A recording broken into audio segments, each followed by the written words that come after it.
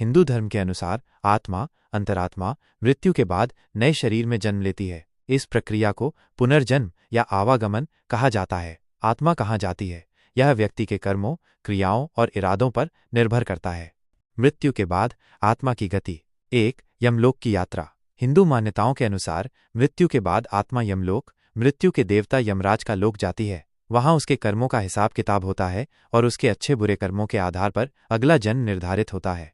2.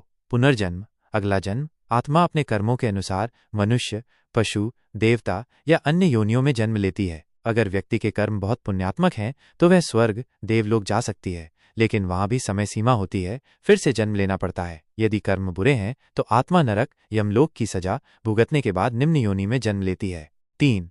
मोक्ष, मुक्ति। यदि आत्मा पूर्णतः शुद्ध हो जाती है और सभी कर्मों से मुक्त हो जाती है तो वह मोक्ष प्राप्त करके ब्रह्म, परमात्मा में विलीन हो जाती है। मोक्ष के बाद आत्मा को फिर से जन्म नहीं लेना पड़ता। भगवद गीता के अनुसार श्री कृष्ण गीता अध्याय 2 श्लोक 22 में कहते हैं, जैसे मनुष्य पुराने वस्त्रों को त्याग कर नए वस्त्र धारण करता है, वैसे ही आत्मा पुराने शरीर को त्याग कर नए शरीर में प्रवेश करती है। अन्य मत। बौद्ध धर्म आत्मा की बजाय चेतना का पुनर्जन्म होता है, जो कर्म के अनुसार अगला जीवन पाती है। जैन धर्म आत्मा जीव कर्मों के बंधन से मुक्त होकर मोक्ष प्राप्त कर सकती है। ईसाई इस्लाम यहाँ पुनर्जन्म नहीं है, बल्कि मृत्यु के बाद अंतिम न्याय, जजमेंट डे होता है, जहाँ स्वर्ग या नरक का निर्णय होता है। निष्कर्ष। हिंदू धर्म के अनुसार आत्मा अमर है और कर्मानुसार नया जन्म लेती है। मोक्ष ही इस चक्र से मुक्ति का मार्ग है।